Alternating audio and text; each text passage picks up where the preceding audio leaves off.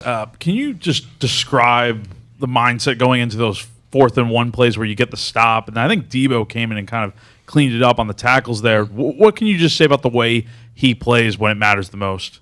Talking about Debo? Yeah, Debo. Oh, well, I mean, shoot, even in games where it seems like he's out of reach, and I mean, it don't really matter. I mean, Debo's still out there giving balls to the wall, excuse my language, but about the 4th-and-1 stops, it's just a mentality, last year we wasn't really that great in short yardage modes, and this year we really made it a point of emphasis to really get out the field in those type of moments. You guys go into the half tied at 20. You pitch a shutout in the second half. What was the message at halftime? Did you feel anything different, I guess, for either of you during the second half? No, there was nothing different. We just play our brand of football. It was as soon as we saw Alex drain the kick, we're like, okay, 0-0. The mindset goes back to do what we do, play how we play. Flush the first half, come back, start up again, get hot, and that's exactly what we did in the second half. No doubt. Going off of that, a couple weeks ago, Demetrius, you shared with us how you're vocal about kind of in these SEC games, there's a small margin for error. Tonight, it really felt like maybe for the first time after these mistakes that could have been costly, like LSU, Alabama, whatever, finally weren't. Did something change, or was it a matter of time? How do you both sort of see the short memory and both on offense and defense, the ability to recover from mistakes tonight? I mean, whenever a player on our team has something happen like that to them, we just I always tell them to just keep his head up. I mean, you're gonna make mistakes, and a lot of those times, I mean, you just got to take it on the chin and just move on to the next play. In this case, it's the next game. We came out, like you said, in the second half, we pitched shutout. Yeah, just to piggyback off of that, when I used to be a quarterback, a big thing that I used to go off of was having short-term memory.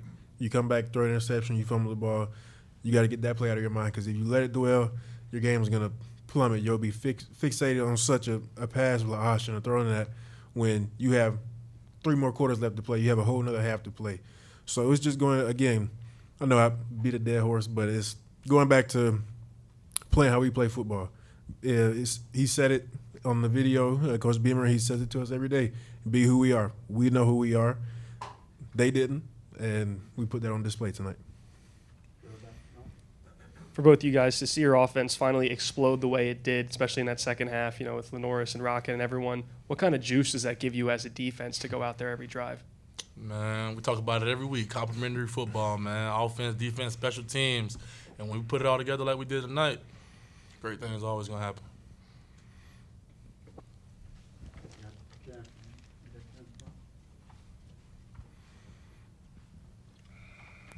Shane was in here before talking about how Clayton at halftime made some adjustments, tweaked a few things. If you don't mind, could you guys just talk about kind of like what was the message at halftime and what you guys figured like you need to probably tweak a little bit? I won't get into the details just so we keep that under wraps so for the next game, but just little tweaks here and there just to help confuse the quarterback, give him different looks. He's having success, so just play with his mind a little bit. When you're, again, going back to my quarterback days, when I know I'm having success on a certain formation, I'm like, okay, if I see this again, I know where to go with the ball.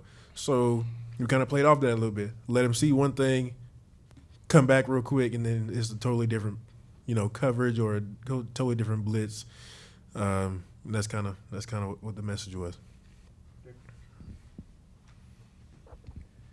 Can you talk about how satisfying it was? You did a great job of pressuring the quarterback the whole game, but at crunch time, you come up with back-to-back sacks because they probably were in position to go for it on 4th down, but after that second sack, they had to go ahead and punt it away, though. Yeah, man, just keep it going. We talk about all the time on our defense about hunting. We got to get there, We know a lot of teams watch film on us and they're like, oh, how can we stop this defense, this South Carolina defense? And, quick games, RPO, a lot of that we see. But, in the moment it was in the game, they were forced to drop back, pass, make plays, and shoot, our pass rushers got there. When you have a running quarterback like that, how much of tonight was just about doing your job, filling gaps, keeping contained? That is that was the key. One of our keys to win the game from Coach Beamer was stop the quarterback. Watching the LSU game, on the bye week, you saw 15, who's a great quarterback as well that they have. They were pitching a shutout, not really getting anything going. They bring number 10 in, and he gives a spark to the offense. So he became pretty much the key to winning. LSU, another great team, great defense, offense. Couldn't find an answer for him, and we didn't want that to be us tonight. So the emphasis was control him, keep him in the pocket, make him throw the ball, and I believe we did that tonight. With an offense like A&M, whose identity is mostly with the ground game, whether it be quarterback and running backs, what kind of mindset do you have to take on once you get into the second half to be able to take them out of that run game and just completely make them uncomfortable? I feel like that's our brand of football as well. If you want us to sit there and line up and run the ball, shoot, we can do that. We got the pass rushers across the board, but we want to play the run. We all came to the SEC. We knew what it was when we came here, and we knew what A&M was about. I'm thankful we shut them down. All right, thank you guys. Appreciate y'all. Appreciate y'all.